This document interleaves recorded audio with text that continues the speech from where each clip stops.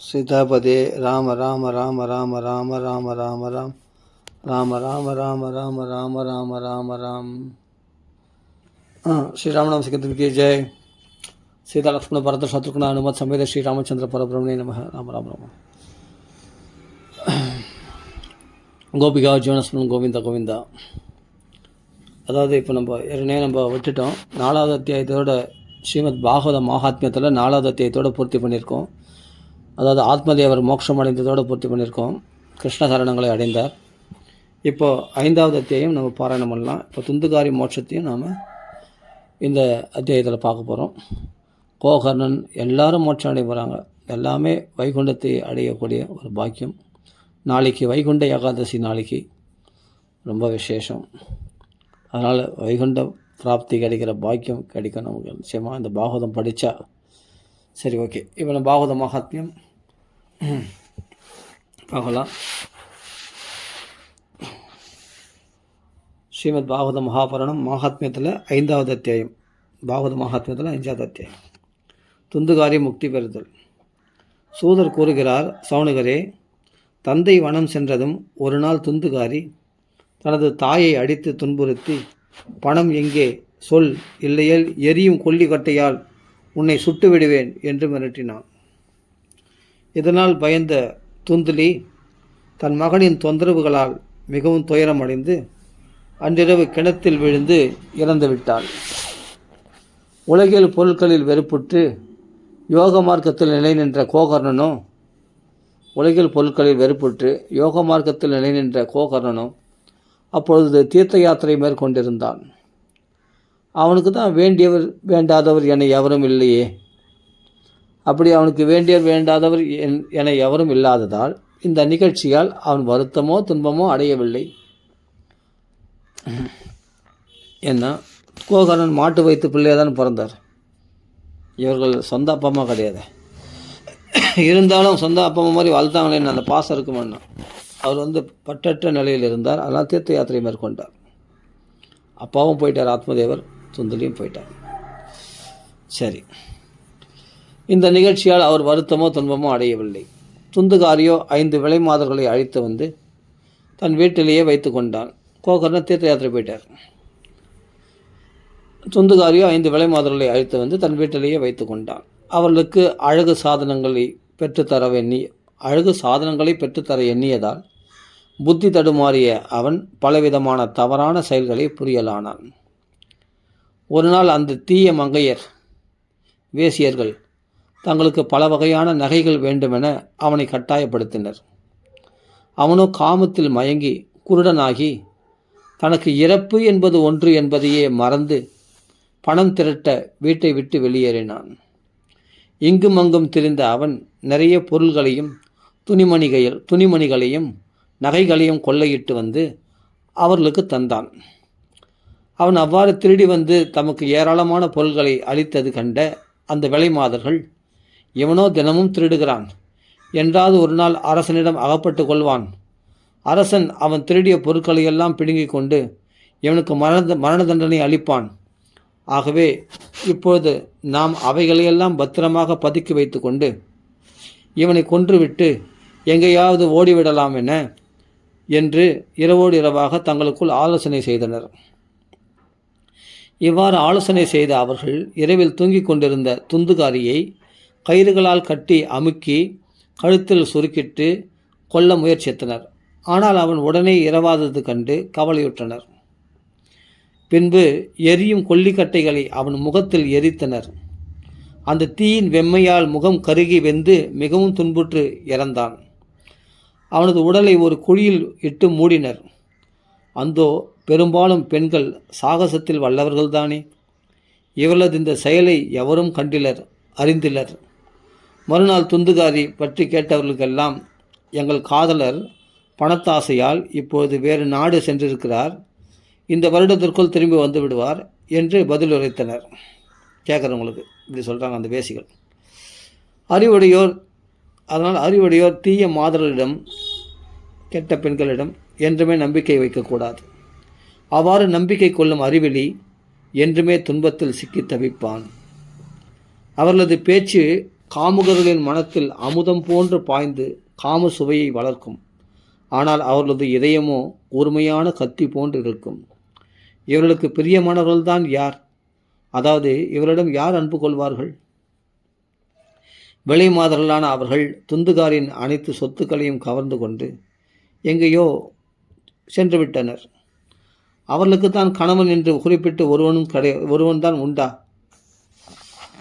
அவர்களுக்குத்தான் கணவன் என்று குறிப்பிட்டு ஒருவன் தான் உண்டா? இவனா வேற ஒருத்தன். துந்துகாரி தனது தீய செயல்களால் பயங்கரமான பிரேத நிலையை அடைந்தான். பேயா அலையறான். தினமும் வெம்மை குளிர் என்று பாராமல் காற்று உருவில் பசிதாகத்துடன் 10 திக்குகளிலும் அலைந்து திரிந்தான். பசிதாகத்தினால் பிடிக்கப்பட்ட அவன் தெய்வமே தெய்வமே என்று கதறி அழுத வண்ணம் எங்கும் சுற்றி அலைந்தும் தான் தங்குவதற்கென்று ஓரிடமும் பெற்றான் இல்லை. கொஞ்ச நாளில் துந்துகாரி இறந்தது பற்றி செய்தியை கோகர்ணன் மக்கள் கூற கேட்டறிந்தான். அனதையாக அவன் இறந்தது கண்டு கோகர்ணன் அவனுக்கு கயை என்னும் புண்ணிய கஷேத்திரத்தில் நீத்தார் கடனான சிராத்தம் முதலியனவற்றை முறைப்படி செய்தான்.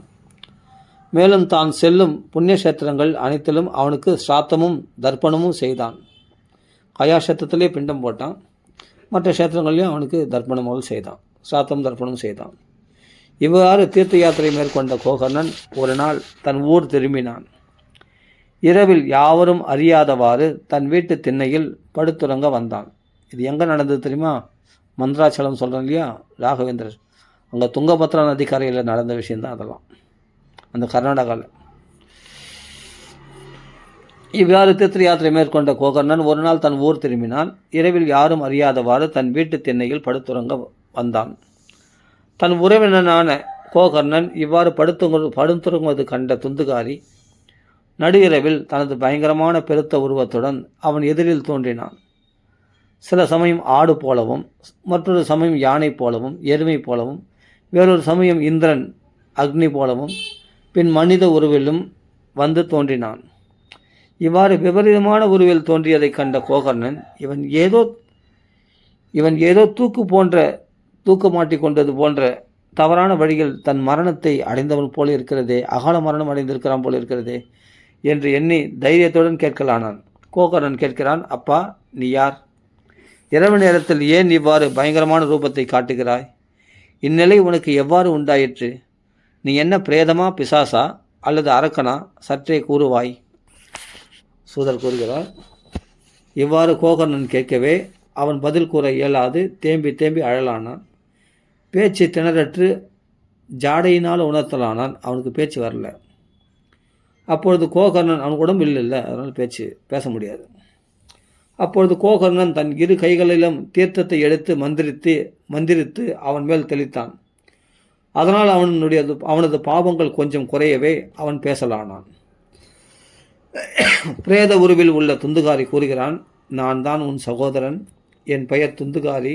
எனது தவறான செயல்களால் நான் எனது அந்தனத்தன்மையை இழந்தேன். அறியாமல் விழுந்து உழன்ற நான் செய்த தீய செயல்களுக்கு அளவே இல்லை. மக்களை மிகவும் துன்புறுத்தினேன். தீயவர்களான விலைமாதர்கள் என்னை கொல்லிக்கட்டையால் பொசுக்கி மறிக்க செய்தனர். அதனால் இந்த பிரேத ஜென்மத்தை அடைந்து துன்பத்தில் உழல்கிறேன். முன்பு நான் அறியாமல் செய்த ஏதோ ஒரு புண்ணிய செயலால் இப்பொழுது காற்றை மட்டும் உணவாக கொண்டு வாழ்ந்து வருகிறேன். தம்பி கோகர்ணா, நீ கருணை கடல், எனது சகோதரனும் கூட. எப்படியாவது இப்பிறவியிலிருந்து என்னை விரைவிலேயே கரையேறும்படி செய்வாயா? இவ்வாறு துந்துகாரி கூறியதை கேட்ட கோகர்ணன் கூறுகிறான், அண்ணா, உனக்காக கயாசத்திரத்தில் முறைப்படி பிண்டதானம் செய்தேனே. இருந்தும் நீ இந்த பிரேத பிறவிலிருந்து விடுதலை பெறாததன் காரணம்தான் புரியவில்லையே.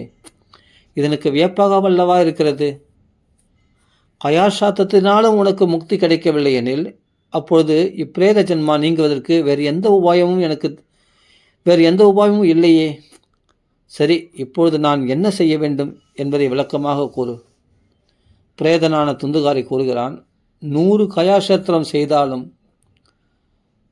கயாசாத்தம் செய்தாலும் எனக்கு இந்த பிரேத ஜென்மாவிலிருந்து முக்தி கிடைக்காது. இதற்கு வேறு ஏதாவது உபாயம் உண்டா என அமைதியாக சிந்தனை செய். இவ்வாறு பிரேத உருவில் உள்ள துந்துகாரி கூறியதை கேட்டு வியந்த கோகர்ணன் கூறலானான், 100 கயாட்சத்திரங்களாலும் உனக்கு இந்த பிரேத ஜென்மாவிலிருந்து விடுதலை கிடைக்காது எனில் அப்பொழுது உனக்கு விடுதலை என்பது முயல் கொம்புதான். சரி, நீ துளியும் கவலையின்றி இப்பொழுது உள்ள இடத்திலேயே இரு. நீ முக்தி பெறுவதற்கான வேறு உபாயம் பற்றி ஆலோசிக்கிறேன். இவ்வாறு கோகர்ணன் கூறியதை கேட்ட துந்துகாரி அங்கிருந்து தன் இருப்பிடம் சென்றான்.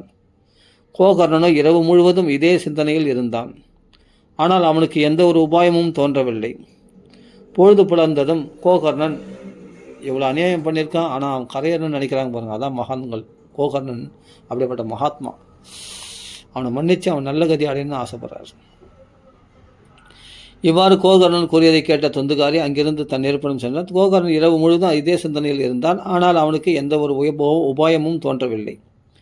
பொழுது புலர்ந்ததும் கோகர்ணன் வந்துள்ளதை அறிந்த அந்த கிராமத்து மக்கள் அவனிடம் நலம் விசாரிக்க வந்து கூடினர். கோகர்ணனும் இரவில் நடந்த அனைத்து விஷயங்களையும் அவர்களிடம் பெரிய சாஸ்திரிகள் பண்டிதர்களிடத்தில் கூறினான். அவர்களில் சிலர் யோகனிஷ்டர்கள், சிலர் சாஸ்திர படித்த பெரியோர்கள், சிலர் ஞானிகள், சிலரோ வேதம் உணர்ந்தவர்கள். இதெல்லாம் கலியுக ஆரம்பத்தில் இப்படிப்பட்ட மகாத்மாக்களாக இருந்திருக்கிறாங்க. சிலர் வேதம் உணர்ந்தவர்கள். அவர்கள் பலவிதமான சாஸ்திரங்களிலும் இங்கும் அங்கும் தேடி பார்த்தனர். இருந்தும் துந்துகாரியின் விடுதலைக்கான உபாயம் பெற்றாரில்லை. அப்பொழுது அவர்கள் இதற்கான உபாயத்தை சூரிய பகவானிடம் கேட்போம், அவர் கூறியபடி செய்வோம் என்று தீர்மானித்தார்கள். சூரிய பகவானை பார்க்கறது பேசுறது அவ்வளோ சிலேஸ்லையா? அப்படியேப்பட்ட சூரிய பகவானை உபாசனை பண்ணி கேட்டுக்கலாம் அப்படின்றாங்க. இதை கேட்டு கோகர்ணன் தன் தப வலிமையால் சூரியனை மேலே செல்ல விடாமல் தடுத்தான். அப்படிப்பட்ட யோக சக்தி உண்டு யார் கோகர்ணனுக்கு. ஏன்னா அனவரதம் பாகவத பாராயணம் பண்ணியிருந்தார் இல்லையா, அந்த தவ வலிமை. தன் தவ வலிமையால் சூரியனை மேலே செல்ல விடாமல் தடுத்தான். சூரியனது வேகத்தையும் நிறுத்தினான். இறைவா, அப்பொழுது சூரியனை பார்த்து கேட்கின்றான், இறைவா, நீங்களும் அனைத்து உலகிற்கும் சாட்சியானவர் மார்த்தாண்டன், தங்களை நான் வணங்குகிறேன். துந்துகாரி முக்தி பெறுவதற்கான சாதனத்தை, உபாயத்தை தயவு செய்து கூறுங்கள். தங்களுக்கு திரும்ப திரும்ப வணக்கம் என்று கோகர்ணன் வேண்டி துதிக்கவே சூரிய பகவான் விளக்கமாக கூறலானார். ஸ்ரீமத் பாகவதத்தை 7 நாள் படிப்பதனாலேயே தான் இவன் முக்தி பெற வாய்ப்புண்டு. ஆகவே நீ 7 நாட்கள் பாராயணம் செய். இவ்வாறு சூரிய பகவான் கூறியதை அங்குள்ளோர் அனைவரும் கேட்டனர். சூரிய பகவானது வார்த்தை தர்மத்தையே பின்பற்றியதன்றோ? இவ்வாறு சூரிய பகவான் கூறியதை கேட்ட மக்கள், இந்த உபாயம் மிகவும் எளியதாக, சிரமமற்றதாக ஒன்றே இருக்கின்றது. எவ்விதமாகவாவது முயற்சி செய்து இதை செய்யத்தான் வேண்டும் என்று கூறினர் மக்கள்லாம். ஆகவே கோகர்ணனும் ஸ்ரீமத் பாகவதத்தை 7 நாட்கள் பாராயணம் செய்வது என்கிற விதிமுறையில் தயார் செய்யலானார்.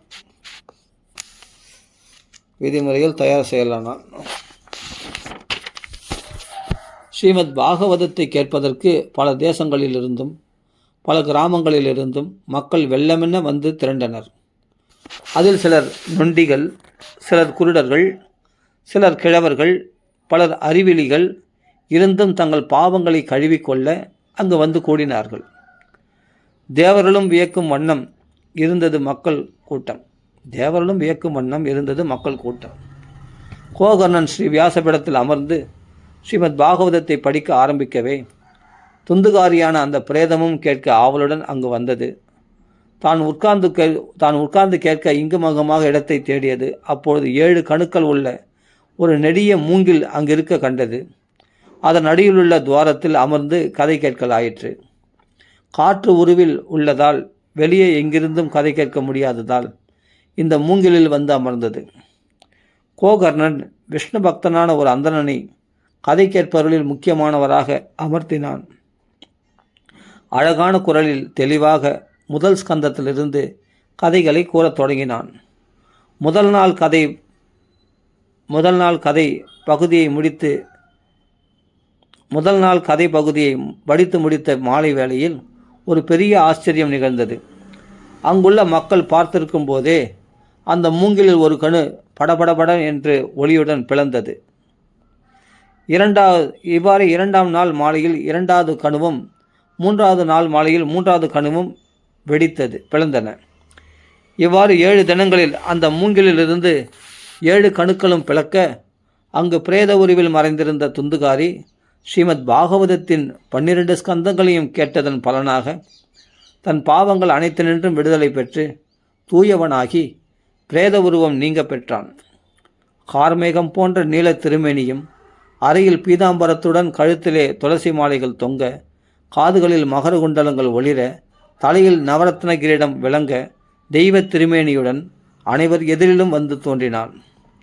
தனது தம்பியான கோகர்ணனை வணங்கி, தம்பி, உனதருளால் பிரேத ஜீவனாக இருந்து பட்ட துன்பங்களெல்லாம் நீங்க பெற்றேன். இப்பிரேத பிறவியின் துன்பங்களை எல்லாம் துடைத்தருளும் ஸ்ரீமத் பாகவதத்தின் பெருமையே பெருமை. பகவான் ஸ்ரீ கிருஷ்ணனது திருவடி நிழலை தந்தருளும் இந்த சப்தாக பாராயணத்தின் பெருமையோ அளவிடற்கு அரியது. ஸ்ரீமத் பாகவதத்தை கேட்பது என்கிற போதே பாவங்கள் அனைத்தும் அந்தோ நமக்கு இறுதி காலம் வந்ததே.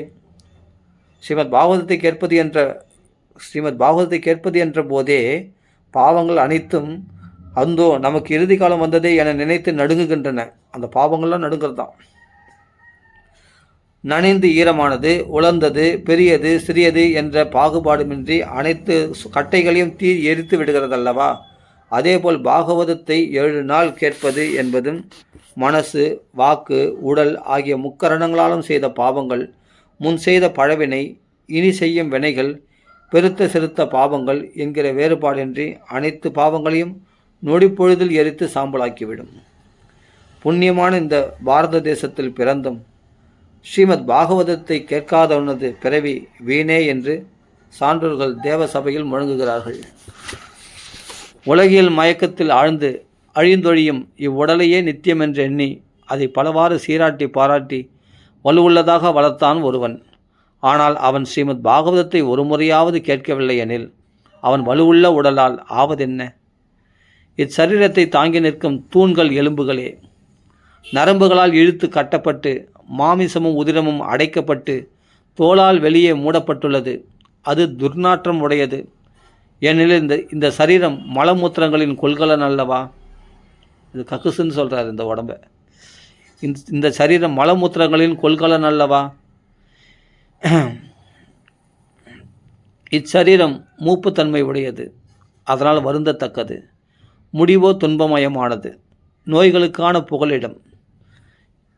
நிறைய நோய்கள் உண்டாகக்கூடிய இடம் இந்த உடம்பு. இந்த தேகத்தை போஷிக்கிறத காட்டிலும் பாகவதம் கேட்கலாமேன்றார். சரி. நோய்களுக்கான புகலிடம். ஏதாவது ஒரு ஆசை கொண்டு அதனால் கலங்கி வருந்துவது என்றுமே போதுமென்ற மன நிறைவற்றது. இதோடு வாழ்வதே ஒரு சுமைதான். அனைத்து குறைகளும் நிறைந்தது. நொடியில் அழிவது இந்த தேகம். இறந்த பின் இந்த தேகத்தை புதைத்தாலோ புழுத்து நெளிவது. இந்த சரீரத்தை தாங்கி நிற்கும் தூண்கள் எலும்புகளே. நரம்புகளால் இழுத்து கட்டப்பட்டு மாமிசம் உதரமும் அடைக்கப்பட்டு தோளால் வெளியே மூடப்பட்டுள்ளது. அது துர்நாற்றம் உடையது. ஏனெனில் சரீரம் மலமூத்திரங்களின் கொள்கலன் அல்லவா? இச்சரீரம் மூப்பு தன்மை உடையது, அதனால் வருந்தத்தக்கது. முடிவோ துன்பமயமானது, நோய்களுக்கான புகலிடம். ஏதாவது ஒரு ஆசை கொண்டு அதனால் கலங்கி வருந்துவது என்றுமே போதுமென்ற மன நிறைவற்றது. இதோடு வாழ்வதே ஒரு சுமைதான். அனைத்து குறைகளும் நிறைந்தது. நொடியில் அழிவது. இறந்த பின் புதைத்தாலோ புழுத்து நெளிவது. அவனை விலங்குகள் உண்ணுமானால் மலமாக வெளிவருவது. தீயிலிட்டாலோ சாம்பல் குவியல் ஆவது. இதுதான் இந்த உடலின் பெருமை என்று கூறப்படுகிறது. இவ்வாறு நொடியில் அழிந்தொழியும் இவ்வுடல் கொண்டு அழிவற்ற பயனை பெறுவதற்கான செயலை செய்யலாம் என்று இருக்க மக்கள் ஏன் வாழாவிருக்கின்றனரோ புரியவில்லை. காலையில் சமைத்த உணவு மாலையில் கெட்டுவிடுகிறதே. அந்த உணவால் வளர்ந்த இந்த உடல் மட்டும் அழியாதது சாஸ்வதம் என்பதுதான் எப்படியோ. சோத்தால் அடித்த சோறு தானே இந்த உடம்பு. அன்னமயமான சரீரம். ஒரு நாள் சோறும் அழுகி போகிற மாதிரி இந்த உடம்பு ஒரு நாள் அழுகி போக வேண்டியது தானே அப்படின்றார்.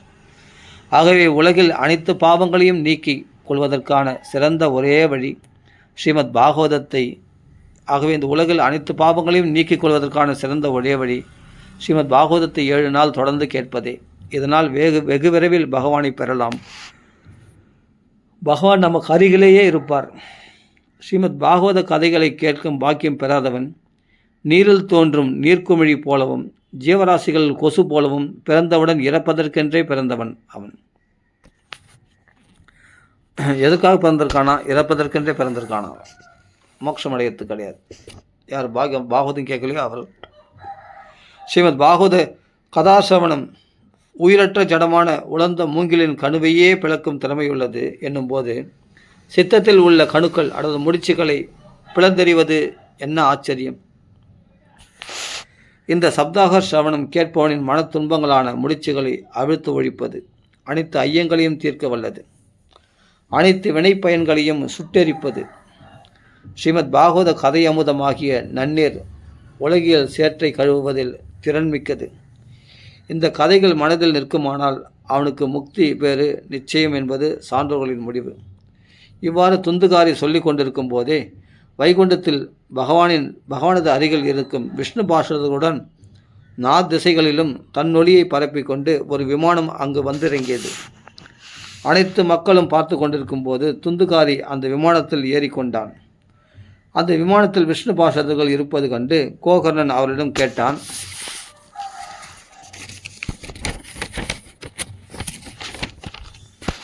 கோகர்ணன் கேட்கிறான், பார்ஷதர்களே, ஸ்ரீமத் பாகவதத்தை நான் கூற இங்குள்ள அனைவருமே தூய உள்ளத்துடன் கேட்டவர்கள் தானே. அவர்களுக்காக தாங்கள் ஏன் விமானங்களை கொண்டு வரவில்லை? இங்குள்ள அனைவரும் ஒரே மாதிரி தானே ஸ்ரீமத் பாகவதத்தை சிரவணம் கேட்டார்கள். அப்படி இருக்க கேட்டதன் பயனை பெறுவதில் வேறுபாடு ஏன்? பாவியான துந்துகாரிக்கு விமானம், புண்ணியவான்களுக்கு அது இல்லை. ஏன் இந்த வேறுபாடு?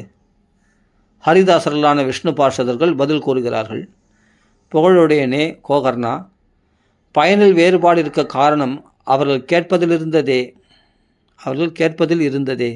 அனைவரும் ஒரே மாதிரி தான் சிரவணம் செய்தனர் என்பது உண்மையே. ஆனால் இந்த துந்துகாரியைப் போல மனதூன்றி கேட்கவில்லையே. ஆகவே ஒன்றாகவே உட்கார்ந்து கேட்டிருந்தும் பயனில் வேறுபாடு வந்தது. இவன் மனசு ஒருமைப்பட்டு கேட்ட மாதிரி எல்லாரும் கேட்கல அப்படின்றார். நயனம் மனனம் கிருதம். பிரேதனான இந்த துந்துகாரி 7 நாட்களும் தண்ணீர் கூட அருந்தாமல் பட்டினி கிடந்து ஸ்ரீமத் பாகவதத்தை சிரவணம் செய்தான். கேட்ட விஷயத்தை மனத்தில் சலனமின்றி நிறுத்தி பலவாறாக ஆராய்ந்து அதை அப்படியே மனத்தில் இருத்தி கொண்டான்.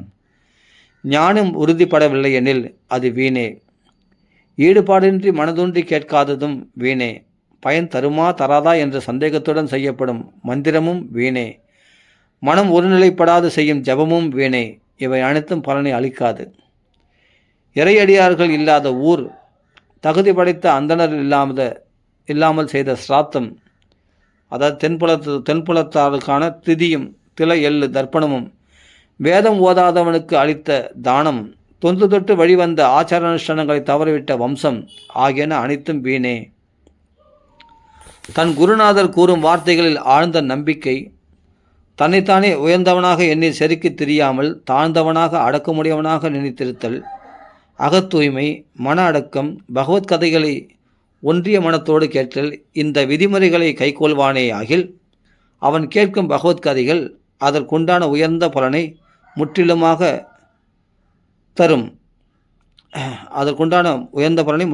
தரும். ஆகவே இங்குள்ள அனைவரும் இந்த வழிமுறைகளை கைக்கொண்டு திரும்பவும் ஒரு முறை ஸ்ரீமத் பாகவதத்தை சிரவணம் செய்வார்களே ஆகில் நிச்சயமாக அவர்களுக்கு வைகுண்ட பதவி கிட்டும். கோகர்ணனே, உன்னை பகவானே நேரில் வந்து வைகுண்டம் அழைத்து செல்வார் என்று கூறிவிட்டு அந்த பார்ஷதர்கள் பகவானை புகழ்ந்த வண்ணம் வைகுண்டம் சென்றனர். ஸ்ராவண அதாவது ஆவணி மாதத்தில் கோகர்ணன் திரும்பவும் சப்தாக விதிப்படி ஸ்ரீமத் பாகவதத்தை பாராயணம் செய்து கதைகளை கூறினான். முந்தைய சப்தாகத்தில் கதை கேட்ட அனைவரும் திரும்பவும் மன ஈடுபாடுடன் அந்த கதைகளை இப்பொழுது கேட்டார்கள். நாரதரே, இந்த சப்தாக சிரவணத்தின் முடிவில் நடந்த ஆச்சரியமான நிகழ்ச்சியை கேளுங்கள். பக்தர்கள் நிரம்பி வழியும் விமானத்துடன் பகவான் அங்கு வந்து தோன்றினார். ஜெய ஜெயா, ஜெய ஜெயா, போற்றி போற்றி, நமஸ்காரம், வணக்கம் என்கிற ஒலிகள் 4 திசைகளில் இருந்து எழுந்தன. மகிழ்ச்சி அடைந்த பகவான் பாஞ்சஜன்யமான தன் சங்கை முழக்கினார். கோகர்ணனை மார்புட தழுவிக்கொண்டு தன்னை போலவே ஆக்கினார். அதாவது சாருப்பிய பாவத்தை தந்தார். கதாசிரவணம் செய்த அனைவரையும் நீலமேக திருமேனி, அறையில் பீதாம்பரம், தலையில் நவரத்ன கிரீடம், காதுகளில் மகர குண்டலங்கள் உடையவர்களாக தன்னை போலவே ஆக்கினார். நாய் முதல் சண்டாளர்கள் வரையில் அந்த கிராமத்தில் இருந்த அனைத்து ஜீவர்களும் கோகர்ணனின் தயவால் விமானங்களில் ஏறிக்கொண்டனர். எல்லாருக்கும் மோட்சம் பாகவதம் கேட்டது அத்தனை பேரும். அவர்கள் யோகிகள் சென்றடையும் ஸ்ரீ வைகுண்ட லோகத்தை அடைந்தனர். பக்தர்களுக்கு எளியவரான பகவான் ஸ்ரீமத் பாகவத கதாசிரவணத்தினால் மனம் மகிழ்ந்து கோகர்ணனையும் தன்னுடன் அழைத்து கொண்டு கோபர்கள் விரும்பும் கோலோகம்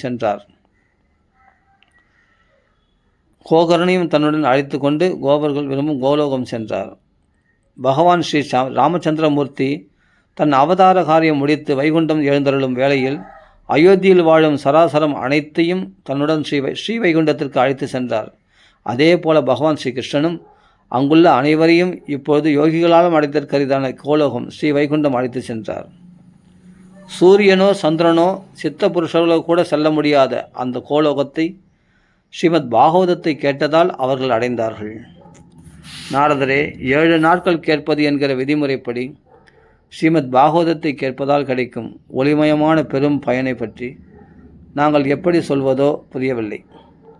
ஏனெனில் கோகர்ணன் கூறிய கதைகளில் ஒரு எழுத்தையாவது ஒருவன் செவியார கேட்டிருப்பானாகில் அவன் திரும்பவும் ஒரு தாயின் வயிற்றில் புகமாட்டான். அதாவது அவனுக்கு திரும்பவும் பிறவி கிடையாது. காற்றையோ நீரையோ உலர்ந்த சருகுகளையோ மட்டும் உண்டு உடல் இழைக்க வெகுகாலம் கடுந்தவம் ஏற்றுவதாலோ கர்மயோகம், ஞான யோகம், பக்தி யோகம் என்கிற யோகங்களாலோ அடைய முடியாத எந்த பகவத் பிராப்தி உண்டோ அதை இந்த சப்தாக சிரவண யஜ்ஞத்தால் எளிதிலேயே அடையலாம். மிகவும் பாவனமான இந்த இதிகாசத்தை சித்திரகூடத்தில் வசிக்கும் முனிவரான சாண்டில்ய மகாமுனிவர் பிரம்மானந்தத்தில் மூழ்கியவராக நித்தமும் படித்து கொண்டே இருக்கிறார். இந்த சரித்திரத்தை, கோகர்ண சரித்திரத்தை, பரம பாவனமான இந்த கதைகளை ஒரு முறை கேட்டாலும் போதும். அது நமது பாவ குவியல்களை நீராக்கி சாம்பலாக்கிவிடும். சிராத்தம் முதலிய பித்ரு தினங்களில் இதை பாராயணம் செய்தால் நமது மூதாதையர்கள் மனம் மகிழ்கிறார்கள்.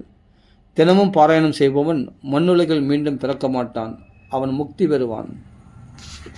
ஸ்ரீ பத்ம புராணம் ஸ்ரீமத் பாகவத மகாத்மியத்தில் 5வது அத்தியாயம் முற்றிற்று. ஸ்ரீ ஹரே நம சிவ சர்ம கோபிகார்ஜுனஸ்மன் கோவிந்த கோவிந்தா. அதுக்கு பிறகு 6வது அத்தியாயம் சப்தாகம் 7 நாட்கள் வேள்வியின் விதிமுறைகள் சொல்லப்படுகிறது. சனகாதி முனிவர்கள் கூறுகிறார்கள், நாரதரே, இப்பொழுது ஸ்ரீமத் பாகவதத்தை 7 நாட்களில் கேட்பது என்கிற சப்தாக சிரவணத்தின் விதிமுறைகளை கூறுகிறோம். பொதுவாக மக்களின் ஒத்துழைப்பும் சிறிது செல்வமும் இதற்கு கொஞ்சம் தேவை. முதலில் ஒரு ஜோதிடனை அழைத்து வந்து சப்தாக சிரவணத்திற்கான நல்ல முகூர்த்தத்தை நிச்சயிக்க வேண்டும். ஒரு விவாகத்தை நடத்துவதற்கான செல்வம் இதற்கு தேவையானதால் அதையும் சேகரித்து வைத்து கொள்ள வேண்டும். நல்லா பிரம்மாண்டமாக பண்ணணும். எப்போ படிக்கிறோம், வீட்டில் சாதாரணமாக படிச்சுக்கலாம். நல்லா எல்லாரும் கேட்கணும் அப்படின்னு ஆசைப்பட்றேன். ஒரு கல்யாணத்துக்கு நடத்தக்கூடிய செலவு பண்ணி தாராளமாக பண்ணணும். இல்லை நம்ம சாதாரணமாக படிக்கலாம், சிம்பிளாக கூட. அதில் சொல்லியிருக்கு விதிமுறை, அப்படி சொல்லியிருக்கு. அப்படி முடியாதவங்க சக்திக்கு தகுந்த மாதிரி நம்ம சாதாரணமாக படித்தா போதும். கதை தொடங்க ஆடி மாதம், ஆவணி, புரட்டாசி, ஐப்பசி, கார்த்திகை, மார்கழி, இது தட்சிணாயனம் சொல்லக்கூடிய இந்த 6 மாதம். இந்த 6 மாதங்களும் மிக சிறந்தவை. கேட்பவர்கள் முக்தி பேறு பெற இந்த 6 மாதங்களும் சிறந்தன. இப்போ நம்ம மார்கழி மாதம் நடக்குது, இப்போ நம்ம பாராயணம் பண்ணுறோம், ரொம்ப விசேஷம். இந்த மாதங்களிலும் பத்ரை, வெதிபாதம் இல்லை, எப்பொழுதும் பாராயணம் பண்ணலாம். இந்த மாதங்கள் ரொம்ப விசேஷம்.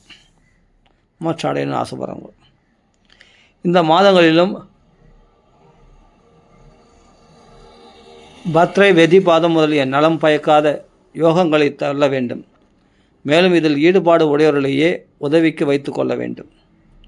இன்று முதல் இந்த இடத்தில் ஸ்ரீமத் பாகவத சப்தாக மகாயஜ்யம் நடக்கப் போகிறது. அதனை கேட்டு நலம் பெற நீங்கள் எல்லோரும் தங்கள் உற்றார் உறவினர்களுடன் கட்டாயம் வந்துள்ள வேண்டும் என்று பக்கத்து கிராமங்கள், நகரங்கள் ஆகிய எல்லா இடங்களிலும் பறைசாற்ற வேண்டும். பொதுவாக பெண்கள், வேளாளர்கள் ஆகியவர்கள் ஸ்ரீமத் பாகவதம் முதலிய பகவானுடைய கதைகள், பஜனை ஆகியவற்றிலிருந்து ஒதுங்கியே இருப்பார்கள். அவர்களும் இதில் வந்து கலந்து கொள்ளுமாறு அறிவித்தல் வேண்டும். பற்பல தேசங்களிலும் இருக்கும் இறையடியார்கள், அது வைஷ்ணவர்கள், பகவத் பக்தர்கள் மற்றும் பஜனை செய்யும் பாகவதர்கள் ஆகியவர்களுக்கும் ஓலை எழுதி தெரியப்படுத்த வேண்டும். நோட்டீஸ் கொடுக்கணும். அக்கடிதம் கீழ்கண்டவாறு எழுதப்பட வேண்டும். பெரியோர்களே, இந்த 7 நாட்கள் பிறர்க்கரிய பெரும்பேரும் நமக்காக காத்திருக்கிறது. சான்றோர்களும் ஆன்றோர்களும் இங்கு கூட போகிறார்கள். இதில் கிடைத்திருக்கரிதான பெரும் வாய்ப்பு. தேனின் இன்சுவையை கொண்ட ஸ்ரீமத் பாகவத கதைகளை கூறப்போகிறார்கள். தாங்கள் எல்லோரும் பகவானது இன்சுவை அறிந்தவர்கள், கேட்டு கேட்டு திளைப்பவர்கள். ஆகவே ஸ்ரீமத் பாகவதமாகிற அமுதத்தை பருக அன்போடு கூட ஓடி வாருங்கள். ஒருவேளை 7 நாட்களும் கேட்டு இன்புற போதுமான நேரம் இல்லையெனில் ஒரு நாளாவது வந்து கேட்டு அனுபவியுங்கள். எப்படியும் நீங்கள் எல்லோரும் வந்து கேட்க வேண்டும். ஏனெனில் இந்த சத்காரியத்திற்கென்று ஒரு நிமிடம் கிடைப்பதே அரிது. இவ்வாறு வினயத்துடன் அனைவரையும் அழைக்க வேண்டும். அவ்வாறு வருபவர்களுக்கு தங்குமிடம் முதலிய வசதிகளையும் செய்து தர வேண்டும். புண்ணியதீர்த்த கரைகள், செழுமையான வனாந்தரங்கள் அல்லது தன் வீடு, இவ்விடங்களை கதைகள் கேட்க ஏற்றவை. ஏராளமான மக்கள் வந்து அமர்ந்து கேட்கும்படியான விசாலமான மைதானம் இதற்கு மிகவும் உகந்தது. வீட்டிலுள்ள சாமான்களை ஒரு மூலையில் ஒழுங்காக வைத்துவிட்டு கதை கூறும் இடத்தை நன்கு பெருக்கி மெழுகி கோலமிட்டு மாவிலை தோரணங்கள் கட்டி அழகுற செய்ய வேண்டும். மக்கள் வந்து உட்கார 5 நாட்கள் முன்பிருந்தே விரிப்புகள் சேகரித்து வைக்கப்பட வேண்டும். 4 புறங்களிலும் வாழை மரங்கள் தோரணங்கள் கட்டி ஒரு மேடை தயார் செய்ய வேண்டும். மேடையை சுற்றி வாழை, கமுகு, பாக்கு, மாந்தளிர்கள், புஷ்பங்கள் ஆகியவற்றால் அழகுற செய்ய வேண்டும். 4 புறங்களிலும் கொடிகள், விதானங்கள் அமைக்க வேண்டும். இதெல்லாம் செய்யணும். பணம் வசதி இருக்கிறவங்க, இல்லை முடியலன்னா சிம்பிளாக பாராயணம் பண்ணால் போதும். பகவானுக்கு ஒரு புஷ்பங்களை அர்ப்பணம் பண்ணி தாராளமாக சாதாரணமாக பாராயணம் பண்ணால் போதும்.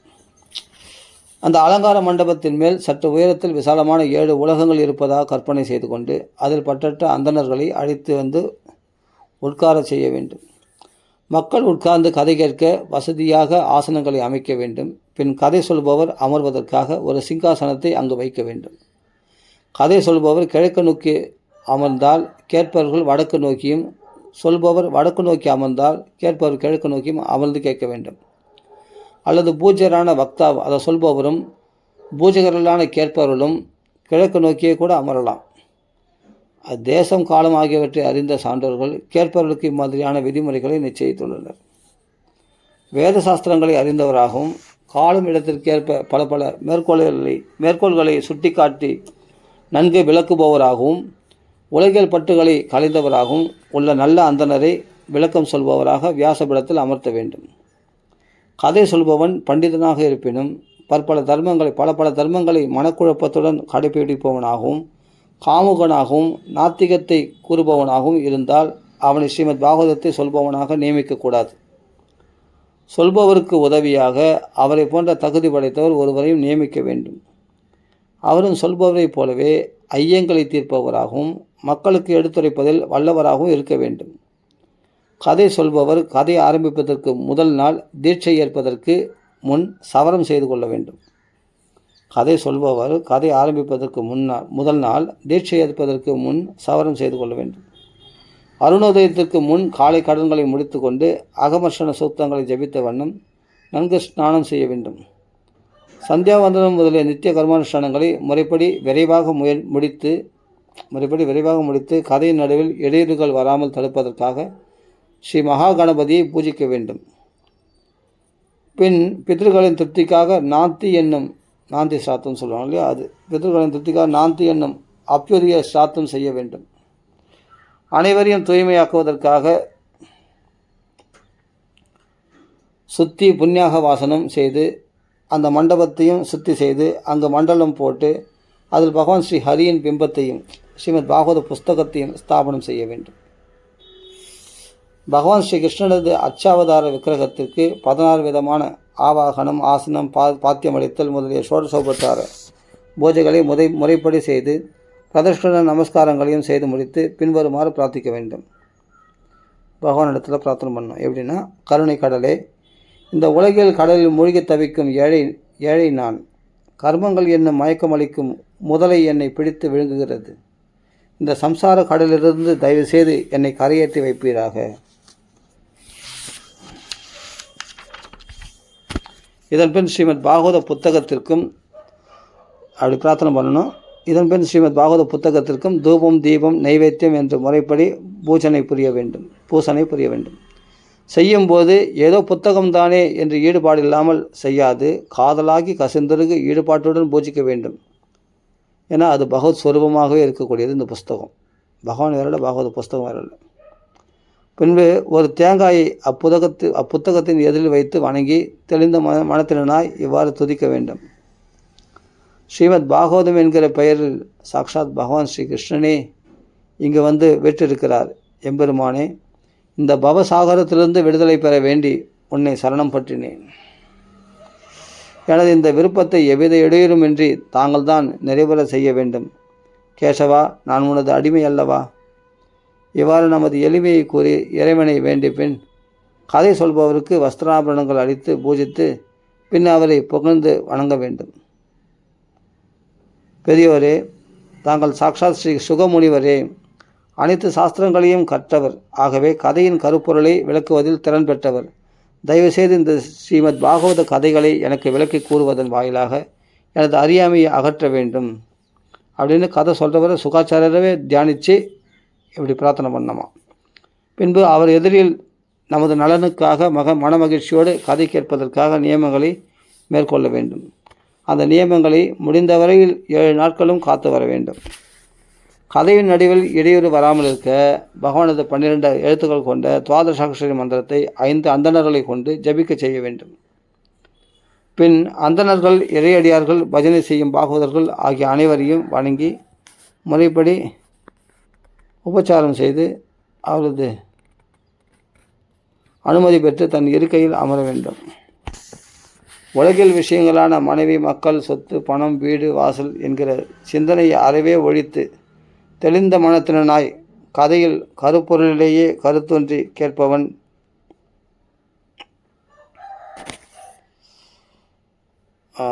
தெளிந்த மனத்தினாய் கதையின் கருப்பொருளிலேயே கருத்தொன்றி கேட்பவர் கேட்பதன் முழு பயனையும் பெறுவார். உலகில் விஷயங்களான மனைவி, மக்கள், சொத்து, பணம், வீடு, வாசல் என்கிற சிந்தனையை அறவே ஒழித்து தெளிந்த மனத்தினாய் கதையின் கருப்பொருளிலேயே கருத்தொன்றி கேட்பவர் கேட்பதன் முழு பயனையும் பெறுவார். இது சொல்லும்போது வீரசிவாஜி தான் ஞாபகம் வருது. வீரசிவாஜி தன்னுடைய சேனா சைன்யங்கள்லாம் விட்டு வந்துட்டு துக்காராம் சொல்லக்கூடிய அந்த கீர்த்தனைகளை கேட்டுன்னு உட்காந்துட்டார். அப்போது சேனா சைன்யங்கள்லாம், அவுரங்கசீப் சேனா சைன்யங்கள்லாம் வந்தபோது பகவான் கிருஷ்ணருடைய உருவத்திலிருந்து நிறைய சேனைகள் புறப்பட்டு பகவானே வீரசிவாஜி ரூபத்தில் போய் அந்த அவுரங்கசீப் சேனைகள்லாம் அடித்து துரத்தினார். அப்படி ஒரு சரித்திரம் இருக்குது. அப்படி எந்த சிந்தனையும் இல்லாமல் உலக விஷயங்களில் கவனம் செலுத்தாமல் பகவத் விஷயத்தில் அப்படி கவனம் செலுத்தினார் வீரசிவாஜி. அது மாதிரி கவனம் செலுத்தணும். துக்காராம் தாசருடைய சிஷ்யர் அவர். சரி, அதனால் உலகியல் விஷயங்களான மனைவி, மக்கள், சொத்து, பணம், வீடு, வாசல் என்கிற சிந்தனை அறவே ஒழித்து தெளிந்த மனத்தினாய் கதையின் கருப்பொருளிலேயே கருத்தொன்றி கேட்பவர் கேட்பதன் முழு பயனையும் பெறுவார். கதை கூறுவதில் அறிஞரான சொற்பொழிவாளர் சூரிய உதயத்தில் கதையை தொடங்கி 3.5 பிரகரம் வரை, அதாவது ஒரு பிரகரன்றது 3 மணி நேரம், நடுக்கமற்ற மெல்லிய இனிமையான குரலில் நன்கு புரியுமாறு கதைகளை வாசிக்க வேண்டும். நடுப்பகலில் 2 மணி நேரம் கதை வாசிப்பதை நிறுத்தி வீண் வார்த்தைகள் பேசாமல் அன்றைய கதையின் தொடர்புடைய பகவானது கீர்த்தனைகளை இறையடியார்களை கொண்டு பாட செய்ய வேண்டும். கதையின் இடையில் மலஜலம் கழிப்பதான தொல்லைகள் நேராதிருக்க லகுவான ஆகாரத்தை ஏற்கலாம். ஆகவே கேட்பவர் உப்பு, புளிப்பு, சுவையற்ற ஹவிஸை ஒரே ஒரு முறை மிக குறைந்த அளவில் ஏற்கலாம். முடிந்தால் 7 நாட்களும் உபவாசம் இருந்து கேட்கலாம். இல்லையேல் கொஞ்சம் நெய்யோ பாலோ உட்கொண்டு இனிமையாக கதைகளை கேட்கலாம். பழங்களை ஆகாரமாக கொள்ளலாம்.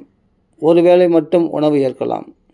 அல்லது எவ்வித நியமத்தை ஏற்றால் கதைகளை மனதார மகிழ்ச்சியுடன் கேட்கலாகுமோ அம்மாதிரியான நியமத்தை கைக்கொள்ளலாம்.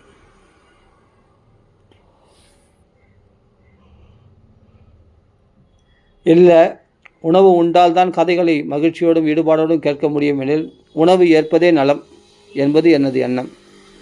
உபவாசம் கதை கேட்பதில் இடையூறு விளைவிக்கிறது எனில் அந்த உபவாசமே தேவையில்லை. நாரத மகரிஷி எதுக்காக உபவாசம் தான் சத்திய கதை கேட்கணும் தான். ஏன்னா நல்லா சாப்பிட்டா தூக்கம் வந்துடும், அப்போ கதை சொல்ல முடியாது, கேட்க முடியாது. அதனால் சாப்பாடை குறைச்சிக்கணும். உண்டி சொருக்கின்னு உபாயம் பலவுல. நாரத மகர்ஷியே, 7 நாட்கள் தொடர்ந்து ஸ்ரீமத் பாகவதத்தை கேட்பது என்கிற விரதம் மேற்கொண்டவர்களுக்கு சில நியமங்கள் உள்ளன. அதை கூறுகிறேன், கேளுங்கள். பகவான் ஸ்ரீமன் நாராயணனின் அடியார்களுக்கான தீட்சை பெறாதவன் கதை கேட்பதில் தகுதி பெறாதவனே. நியமத்தோடு கதை கேட்பவன் தினமும் பிரம்மச்சரியத்தை கடைபிடிக்க வேண்டும். தரையில் தான் படுத்துறங்க வேண்டும். கதை முடிந்த பின் இலையில்தான் உணவு உட்கொள்ள வேண்டும். பருப்பு, தேன், எண்ணெய், விருந்துணவு, தவறான எண்ணத்துடன் படைக்கப்பட்ட உணவு, பழைய உணவு ஆகியவற்றை சாப்பிடக்கூடாது. பருப்பு, தேன், எண்ணெய், விருந்துணவு, தவறான எண்ணத்துடன் படைக்கப்பட்ட உணவு, பழைய உணவு ஆகியனவற்றை சாப்பிடக்கூடாது. காமம், கோபம், மதம், மானம், பொறாமை, பேராசை, ஆடம்பரம், விருப்பு வெறுப்பு ஆகியவற்றை விளக்க வேண்டும். வேதத்தையோ, இறை அடியார்களையோ, அந்தணர்களையோ, ஆச்சாரர்களையோ, குருமார்களையோ, பசுவை வளர்ப்பவர்களையோ, பெண்களையோ, அரசர்களையோ அல்லது மகான்களையோ ஒருபொழுதும் நிந்திக்கவே கூடாது. யாருமே நிந்திக்கூடாது, முக்கியமாக அவர்களை நிந்திக்கூடாது. நியமத்தோடு கதை கேட்பவன் மாதவிலக்கில் இருப்பவள் என்ன பண்ணணும்னா, மாதவிலக்கில் இருப்பவள், சண்டாளன், மிலேச்சர்கள், ஒழுக்கத்தில் தாழ்ந்தவர்கள், காயத்ரி மந்திரம் ஜபிக்காத பிராமணன், பெரியவர்களை மகான்களை வெறுப்பவன், வேதத்தை ஒத்துக்கொள்ளாத நாஸ்திகன் ஆகியோரோட பேசவே கூடாது. நியமத்தோடு கதை கேட்குறவன் மாதவிலக்கில் இருப்பவர்களோடு பேசக்கூடாது.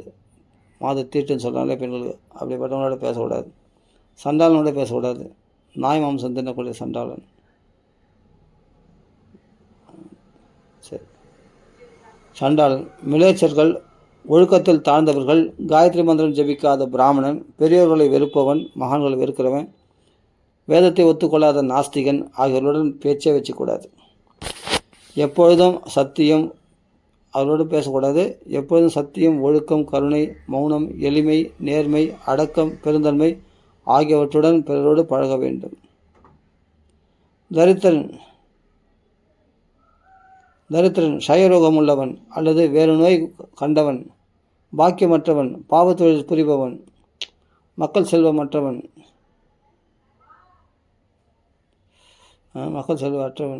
முக்தி பேறு, அதாவது என்னென்னா குழந்தை பாக்கியம் இல்லாதவன் கேட்டால் குழந்தை பாக்கியம் உண்டாகும். பாவத்தொழில் செய்பவன் அந்த பாவத்தை விட்டுடுவான். பாக்கியமற்றவர்களுக்கு பாக்கியம் உண்டாகும். நோய் உள்ளவனுக்கு கேட்டானா நோய் போயிடுமா. க்ஷயரோகம் உள்ளவனுக்கு க்ஷயரோகம் போயிடும். தரித்திரனுக்கு நல்ல பணம் உண்டாகும் அப்படின்னு அர்த்தம். மக்கள் செல்வமற்றவன், முக்தி பேறு விளைப்பவன், அவனுக்கு முக்தி கிடைக்கும். ஆகியோர் இந்த கதையை நிச்சயம் கேட்க வேண்டும்.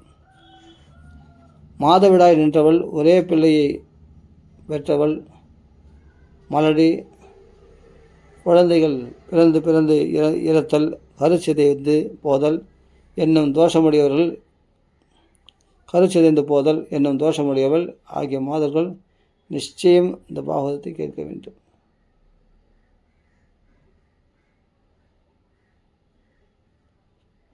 இவர்கள் அனைவரும் நியமத்துடன் ஸ்ரீமத் பாகவதத்தை கேட்பார்களானால் நிறைந்த பலனை பெறுவார்கள். மிக உயர்ந்த தெய்வத்தன்மை பொருந்திய இக்கதைகள் கோடிக்கணக்கான வேள்விகள் செய்த பலனை தருபவை. இவ்வாறான விதிமுறைகளை மேற்கொண்டு கதை முடிவில் உத்தியாபனம் என்னும் சடங்கை செய்ய வேண்டும். உத்தியாபனம் என்றால் கதை கூறுவோருக்கு கதை கேட்போர்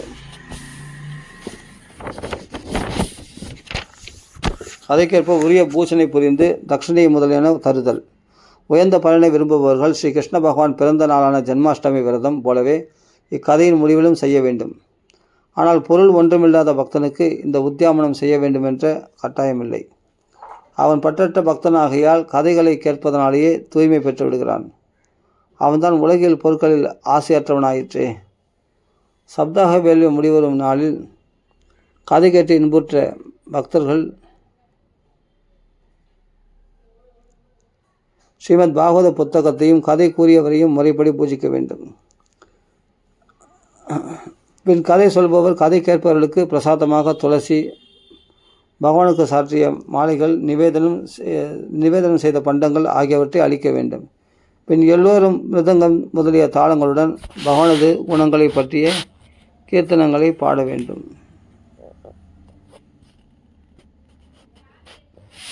மிருதங்கம் முதலிய தாளங்களுடன் பகவானது குணங்களை பற்றிய கீர்த்தனங்களை பாட வேண்டும்.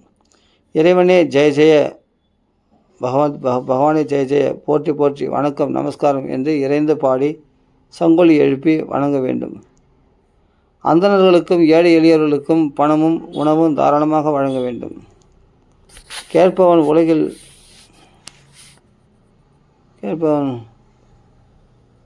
உலகில் பற்றற்றவனாக இருப்பின் கதை முடிந்த மறுநாள் ஸ்ரீமத் பகவத்கீதையை ஒரு முறை பாராயணம் செய்ய வேண்டும். இல்லறத்தனாக இருப்பின் கர்மசாந்தி விரத முடிவாக ஹோமத்தை செய்ய வேண்டும். அந்த ஹோமத்தில் ஸ்ரீமத் பாகவதத்தின் 10வது ஸ்கந்தத்தில் ஒவ்வொரு ஸ்லோகமாக படித்து பாயசம், தேன், நெய்,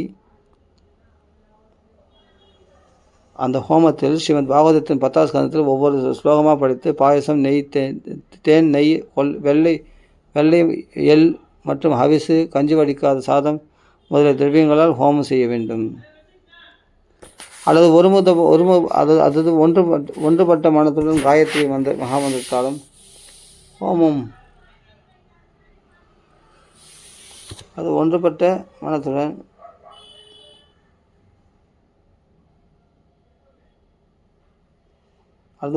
மனத்துடன் காயத்ரி அந்த ஹோமத்தில் ஸ்ரீமத் பாகவதத்தின் 10 அது ஒன்றுபட்ட மனதுடன் காயத்ரி மகாமந்திரத்தாலும் ஹோமம் செய்யலாம். எனவே உண்மையில் இந்த ஸ்ரீமத் பாகவத மகாபரணம் காயத்ரி ஸ்வரூபம் தானே.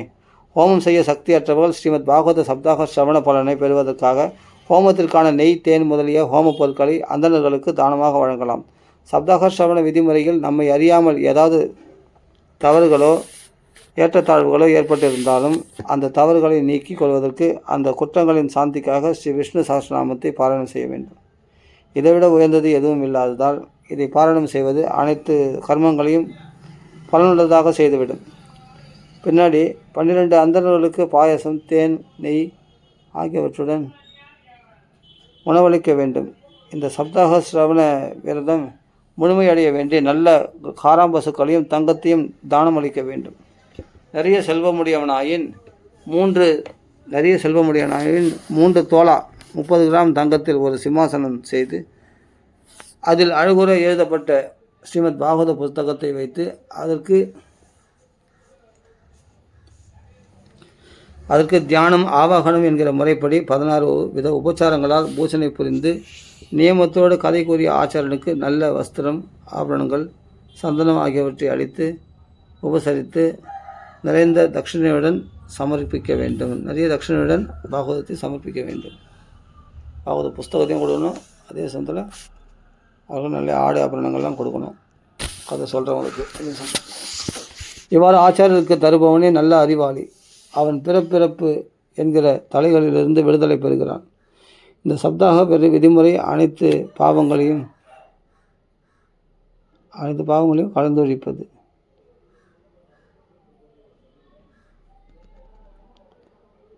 முறை தப்பாது இவ்வாறு செய்தால் பரம மங்களங்களையும் அளிக்கும். ஸ்ரீமத் பாகவத மகாபுரம் விரும்பிய நலன்களை எல்லாம் வாரி வழங்கும். அறம், பொருள், இன்பம், வீடு என்கிற 4 பெரும் பேர்களையும் அளிக்கும் ஒரே சாதனம் இதுவே என்பதில் கடுகளவும் ஐயமில்லை.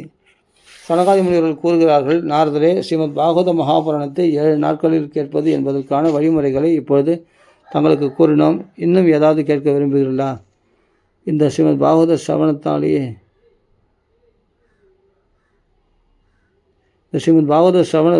சிரவணத்தாலேயே யோகமும் மோட்சமும் இகபர நலங்கள் யாவும் கைக்கு வந்து விடுகின்றனவே. இன்னும் என்னதான் வேண்டும்? சூதர் கூறுகிறார், சோனுகரே, இவ்வாறு கூறிய சனகாதி முனிவர்கள் விதிமுறை தவறாது 7 நாட்கள் ஸ்ரீமத் பாகவதத்தை பிரவசனம் செய்தனர்.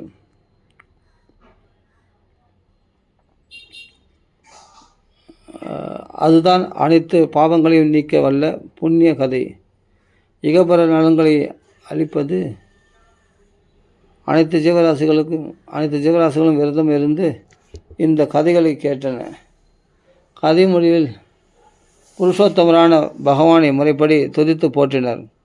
இவ்வாறு ஸ்ரீமத் பாகவத கதைகளை சப்தாக விதிப்படி கேட்டு ஞானம், வைராக்கியம், பக்தி ஆகிய மூவருக்கும் உடம்பில் வலிமை தோன்றியது. இவ்வாறு ஸ்ரீமத் பாகவத கதைகளை சப்தாக விதிப்படி கேட்ட ஞானம், வைராக்கியம், பக்தி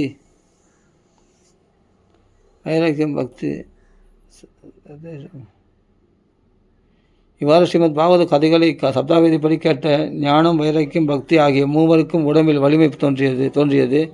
மூவரும் இளமை பெற்றனர். அனைத்து ஜீவராசிகளின் இதயங்களிலும் தம்பால் ஈர்த்தனர். தம் விருப்பம் நிறைவேறவே நாரதரும் பெருமகிழ்ச்சி கொண்டார்.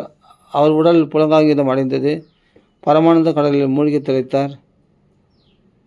இவ்வாறு ஸ்ரீமத் பாகவத கதைகளை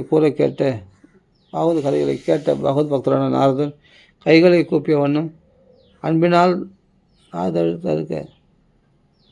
தடுக்க சனகாதி முனிவர்களை நோக்கி கூறினார். நாரதர் கூறுகிறார், இன்று நான் பிறர்க்கரிய பெரும் பேறு பெற்றேன். கருணையே வடிவான தாங்கள் எனக்கு அருள் புரிந்தீர்கள். அனைத்து பாவங்களையும் நீக்கும் பகவான் ஸ்ரீ ஹரியை பெற்றுவிட்டேன். தவச்சீலர்களே, அனைத்து அறங்களிலும் இந்த ஸ்ரீமத் பாகவத சிரவணமே மிக மிக உயர்ந்தது என்று நினைக்கிறேன். ஏனெனில் இது நாரதரே சொல்லிட்டார். சிரவணம் தான் எல்லா தர்மத்தை விட சிறந்தது. தவசீலர்களே, அனைத்து அறங்களிலும் இந்த ஸ்ரீமத் பாகவத சிரவணமே மிக மிக உயர்ந்தது என்று நினைக்கிறேன். ஏனெனில் இது கேட்டபொழுதே ஸ்ரீ வைகுண்டத்தில் விளங்கும் பகவான் ஸ்ரீ கிருஷ்ணனை பெற்று விடுகிறோமே. சூதர் கூறுகிறார், சவுனகரே, ஸ்ரீ விஷ்ணு பக்தரான நாரத மகரிஷி இவ்வாறு பேசிக்கொண்டிருக்கையில் ஸ்ரீ விஷ்ணு பக்தரான நாரத மகரிஷி இவ்வாறு பேசிக்கொண்டிருக்கையில் அவதூதராக இங்கும் அங்கும் நிலையின்றி தெரிந்து வரும் யோகேஸ்வரனான சுகாச்சாரியர் அங்கு வந்து சேர்கிறார். ஆனந்தவனத்தில் சனகாதி முனிவர் ஸ்ரீமத் பாகவத சப்தாக வேள்வி ஞான வேள்வி ஆனந்தவனத்தில் சனகாதி முனிவர் ஸ்ரீமத் பாகவத சப்தாக ஞான வேள்வியை முறைப்படி முடித்த போது வியாசரது புதல்வரான சுகாச்சாரியார் தெய்வாதீனமாக அங்கு வந்து நின்றார். அவரோ 16 வயதினர்.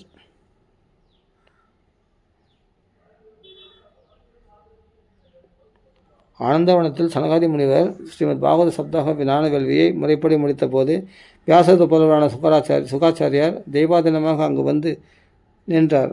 அவரோ 16 வயதினர். ஆன்ம ஒளி பெற்றவர், ஆத்ம ஞானி, அறிவு கடலை பொங்க செய்யும் பௌர்ணமி நிலவு. ஸ்ரீமத் பாகவதத்தை காதலாகி கசிந்துருகி மெல்லிய குரலில் நிதானமாக சொல்லிக் கொண்டிருப்பவர்.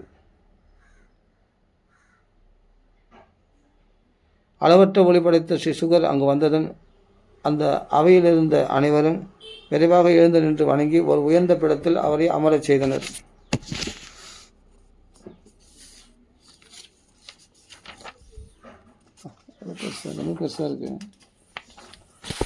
நாரதர் மனம் கசிந்து உருக அவரை பூஜித்தார். ஸ்ரீ சுகரம் ஆசனத்தில் சுகமாக அமர்ந்து, நான் சொல்லும் இந்த தூய்மையான செய்தியை கேளுங்கள் என்று கூறலானார். ஸ்ரீ சுகர் கூறினார், நீங்கள் அனைவரும் பரம ரசிகர்கள், சான்றோர்கள். ஸ்ரீமத் பாகவதம் வேதங்களாகிற கற்பகத் தருவிலிருந்து தானாக பழுத்து நழுவி விழுந்த பழம். இது மரத்திலிருந்து கைகளால் கொய்யாத பழம். சுகபிரமமாகிய கிளி கொத்திய பழம். தேவருலக இன்னமுதிலும் சுவையான பகவத் கதை அமுது நிரம்பியது. முழுக்க முழுக்க ரசமானது. தோலோ கொட்டையோ அல்லது அது போன்ற தகுந்த எந்த பொருளும் அற்றது இந்த பாகவதம். இது இம்மானிட உலகில்தான் எளிதாக கிடைப்பது. உடலில் உயிர்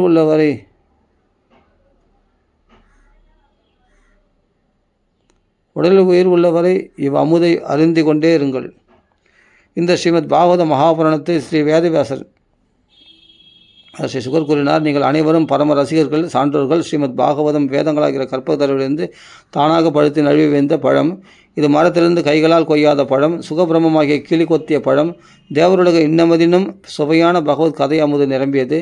முழுக்க முழுக்க ரசமானது. தோலோ கொட்டையோ அல்லது அது போன்ற தள்ளத்தகுந்த எந்த பொருளும் அற்றது. இது இம்மானிட உலகில்தான் எளிதாக கிடைப்பது. உடலில் உயிர் உள்ளவரை அமுதை அறிந்து கொண்டே இருங்கள். இந்த ஸ்ரீமத் பாகவத மகாபுராணத்தை ஸ்ரீ வேதவியாசர் என்கிற பெருந்தவசி எழுதியுள்ளார். இதில் தன்னலமோ அது சூதுவாதோ இல்லாத தூய தர்மநெறி உபதேசிக்கப்படுகிறது. தூய உள்ளம் கொண்ட சான்றோர்கள் ஏத்தும் பரம்பொருளான பகவானை பற்றி இதில் வர்ணிக்கப்பட்டுள்ளது. பரம்பொருளான இறைவன் என்று அனைத்து நலன்களையும் அருள்பவர். அவர்தானே உண்மை பொருள். ஆத்தியாத்மிகம், ஆதி தெய்வீகம், ஆதி பௌதிகம் என்னும் முத்தாபங்களையும் வேரோடு கலைப்பவர். இந்த ஸ்ரீமத் பாகவதத்தை கைக்கொண்டவன் வேறு சாஸ்திரங்களையோ வேறு சாதனங்களையோ ஏற்க தேவையில்லை. பல பிறவிகள் செய்த புண்ணியத்தின் பலனாக ஒருவன் இந்த ஸ்ரீமத் பாகவதத்தை கேட்க ஆவல் கொள்வானாகில் அக்கணமே அவனது இதய கமலத்தில் இறைவன் வந்து அமர்ந்து விடுகிறார். இந்த ஸ்ரீமத் பாகவதம் புராணங்களுக்குள் திலகம் போன்றது. இறையடிகளுக்கான பொக்கிஷம், அதாவது வைஷ்ணவர்களுக்கு தனம். இது பரமம்சர்களான பெருந்தவசிகள் அடையும் விருப்பம் தூய ஞானமே. இதில் பெரும்பாலும் கூறப்பட்டுள்ளது ஞானம், வைராக்கியம், பக்தியோடு கூடிய பற்றற்ற மோட்ச மார்க்கமே இதில் விளக்கப்பட்டுள்ளது. பக்தியோடு இதை கேட்பவன், படிப்பவன், மனனம் செய்பவன் முக்தியை பெறுவான். சுவை மிகுந்த இந்த ரசம் சொர்க்கம், சத்தியலோகம், கைலாயம், ஸ்ரீ வைகுண்டம் முதலிய எங்குமே பிறருக்கு அறியது. எங்கேயுமே கிடையாது. சொர்க்கலோகத்திலும் கிடைக்காது, பாகவத ரசம் ஸ்ரீ வைகுண்டத்தில் கிடைக்காது, கைலாசத்தில் கிடைக்காது, சத்தியலோகத்தில் கிடைக்காது, எங்கேயுமே கிடைக்காது. இந்த பூமியில் தான் இந்த பாக்கியம் கிடைக்கும் உண்டு. நம்ம தான் பாக்கியசாலிகளே. நீங்கள் இவ்வுலகத்தால் கொடுத்து வைத்தவர்கள். ஆகவே கிடைத்த போதே வேண்டும் அளவு அள்ளி பருகுங்கள், விட்டுவிடாதீர்கள். பின்பு பார்த்து கொள்ளலாம் என்று வாளா இருக்காதீர்கள். சூதர் கூறுகிறார். இவ்வாறு சுகபிரமம் கூறியது கொண்டிருக்கும் போதே பிரகலாதன், பலி சக்கரவர்த்தி, உத்தவர், அர்ஜுனன் முதலிய தன் அடியார்களோடு சாக்ஷாத் பகவான் ஸ்ரீஹரி அச்சபையில் திடீரென தோன்றினார். அப்பொழுது நாரத மகரிஷி பகவானையும் அவரோடு வந்திருந்த அடியார்களையும் முறைப்படி பூஜித்தார். பகவான் மகிழ்ந்தது கண்டு தேவரிஷி நாரதர் அவரை ஒரு விசாலமான சிங்காசனத்தில் அமர்த்தினார். அவையினர் பகவான் மகிழ்ந்தது கண்டு தேவரிஷி நாரதர் அவரை ஒரு விசாலமான சிங்காசனத்தில் அமர்த்தினார். அவையினர் அனைவரும் அவர் எதிரில் பகவத்குணங்களை கீர்த்தனம் செய்யலாயினர். அக்கீர்த்தன வைபவத்தை காண பரமசிவன் பார்வதியுடன் வந்து சேர்ந்தார். பிரம்மாவும் வந்திருந்தார். பகவானது கீர்த்தனம் ஆரம்பமாயிற்று. பிரகலாதன் நடுக்கத்தின் காரணமாக கைகளில் தாளம் போடலானார். உத்தவர் ஜால்ரா போட்டார். நாரதர் வீணை வாசித்தார். சங்கீத வித்தையின் ஸ்வர ஆலாபனைகளில் கைத்தேர்ந்த அர்ஜுனன் ராகத்தை விரிவாக ஆலாபனை செய்தான். இந்திரன் மிருதங்கம் வாசித்தான். சனகாதி முனிவர்கள் பஜனையின் இடையிலே ஜெய ஜெயா, போற்றி போற்றி என்று கோஷம் செய்தனர். இதற்கெல்லாம் முன்பாக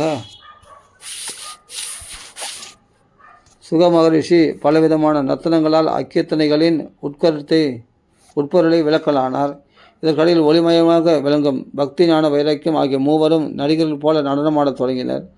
இவ்வாறு உலகளுக்கு எட்டாத தெய்வீகமான பஜனையை கண்ட பகவான் மனமகிழ்ந்து கூறலானார். இப்பொழுது நீங்கள் கூறும்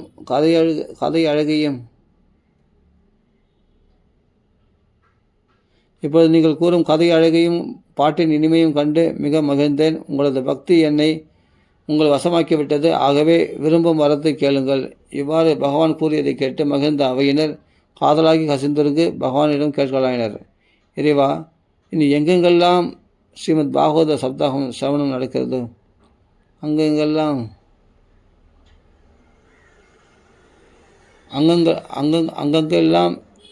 தங்கள் அடியாருடன் வந்திருந்து காட்சி தர வேண்டும். இதுதான் வரமாக கேட்குறாங்க பகவானிடத்தில். இதுவே எங்களது விருப்பம். இதை தாங்கள் பூர்த்தி செய்து தர வேண்டும். இறைவனும் அப்படியே ஆகட்டும் என்று வரமருளி மறைந்தருளினார். யார்? கிருஷ்ண பரமாத்மா. அவர்தான் அச்சுதனாயிற்று. பக்தர்களின் விருப்பத்தை நழுவ விடாதவர். அவன்தான் அச்சுதன் பேர் இருக்கு. இதன்பின் நாரதர் பகவான் மற்றும் அவரது பார்ஷதர்களின் திருவடிகளில் விழுந்து வணங்கி பின் ஸ்ரீ சுகபிரம்மம் முதலிய தவசிகளின் திருவடிகளிலும் விழுந்து வணங்கினார். ஸ்ரீமத் பாகவத கதைகளாகிற இன்னமுதத்தை பருகியதால் அனைவரும் மகிழ்ச்சியில் திளைத்தனர்.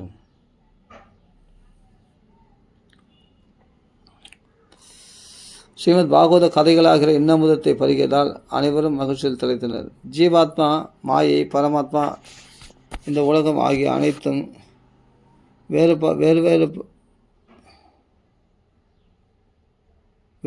என்கிற அவரது அறியாமை அகன்றது. அனைவரும் தத்தம் இடம் சென்றனர். அப்போது ஸ்ரீ சுக மகரிஷி பக்தி ஞான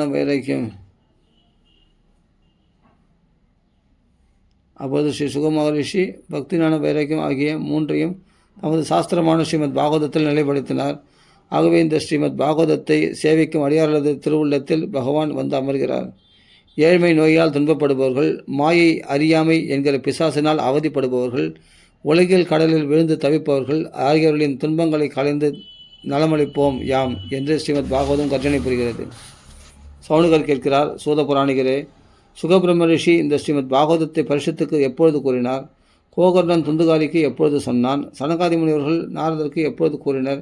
எங்களது சந்தேகத்தை கருணையோடு தெளிவாக்க வேண்டுகிறோம். சூதர் பதில் கூறுகிறார், பகவான் ஸ்ரீகிருஷ்ணன் தமது ஸ்ரீவைகுண்டம் சென்ற பின் கலியுகம் ஆரம்பித்து 30 வருடங்கள் கழித்து புரட்டாசி மாதம் வளர்பிறை நவமி அன்று ஸ்ரீ சுகர் ஸ்ரீமத் பாகவதத்தை கூற ஆரம்பித்தார். மன்னர் பரிசுத்த ஸ்ரீமத் பாகவதத்தை கேட்டபின் கலியுகத்தின் முதல் 200 வருடங்கள் கழித்து ஆடி மாதம் வளர்பிறை நவமியில் கோகர்ணன் துந்துகாரிக்கு ஸ்ரீமத் பாகவதத்தை கூறினான். இதற்கு பிறகு கலியுகத்தில் மேலும் 30 வருடங்கள், அதாவது 230 வருடங்கள் கழித்து கார்த்திகை மாதம் சுக்லபட்ச நவமி அன்று சனகாதி முனிவர்கள் ஸ்ரீமத் பாகவதத்தை நாரதற்கு கூற ஆரம்பித்தனர்.